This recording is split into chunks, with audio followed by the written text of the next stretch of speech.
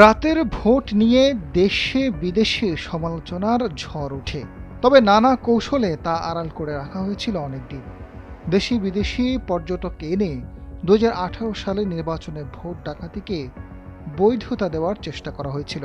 শতভাগ ভোট পড়ার অবিশ্বাস্য হিসাব, ভোটারদের কেন্দ্রে ঢুকতে না দেওয়ার অভিযোগ সহ নানা কারণে প্রশ্নবিদ্ধ ছিল একাদশ সংসদ নির্বাচন। সেই নির্বাচনের ৭ বছর পর অনুসন্ধান ও তদন্তের পর ভোট ডাকাতির চাঞ্চল্যকর তথ্য দিল দুর্নীতি দমন কমিশন।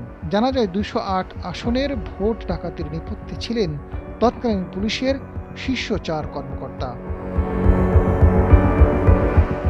দুদকের অনুসন্ধানে জানা গেছে বিএনপি জামায়াত অধ্যুষিত ২০৮ আসনকে বিশেষভাবে টার্গেট করা হয়। ওই আসনগুলোর ১৬,৮৮৩টি কেন্দ্রে ভোটের দিন ভোটারদের কেন্দ্রে ঢুকতে বাধা দেয়। অনেক কেন্দ্রের আগের রাতেই ব্যালটে সিল মারা হয়। কোথাও মৃত, বাতিল কিংবা এলাকা ছাড়া ভোটারদের উপস্থিত দেখিয়ে কেন্দ্রগুলোতে শতভাগ ভোট কাস্টিং দেখানো হয়, যা বাস্তবতার সঙ্গে কোনোভাবেই সামঞ্জস্যপূর্ণ ছিল না। দুদকের নথি অনুযায়ী ৪ কর্মকর্তা ক্ষমতার অপব্যবহার করে নির্বাচনী প্রক্রিয়ার প্রতিটি ধাপ নিয়ন্ত্রণে নেন। ভোট ডাকাতির এই নায়করা হলেন পুলিশের সাবেক আইজিপি জাবেদ পাটোয়ারি, শহীদুল হক, র্যাবের তৎকালীন মহাপরিচালক বেনজির আহমেদ এবং ডিএমপির সাবেক কমিশনার আসাদুজ্জামান মিয়া। তাদের সঙ্গে যুক্ত ছিলেন তৎকালীন নির্বাচন কমিশনের সচিব হেলাল উদ্দিন আহমেদ। প্রশাসনের সব স্তরের লোকদের টাকার বিনিময়ে মুখ বন্ধ রাখা হয়।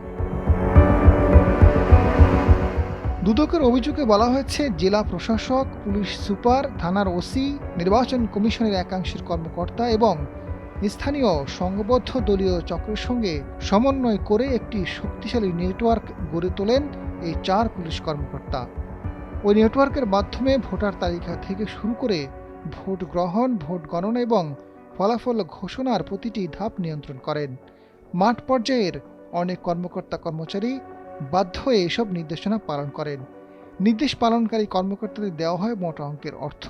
টাকা জোগাড় করতেও গঠন করা হয়েছিল আলাদা একটি কমিটি। সেখানে শেখ রেহানা, সালমান এফ রহমান ও এইচ.টি. ইমামের নাম উঠে এসেছে। সংশ্লিষ্টরা বলছেন, ২০১৮ সালের নির্বাচনে ভোট ডাকাতি ও ফলাফল পাল্টে দেওয়ার ঘটনা শুধু দেশের ভিতরে নয়, আন্তর্জাতিক পরিসরেও ব্যাপকভাবে সমালোচিত হয়েছিল।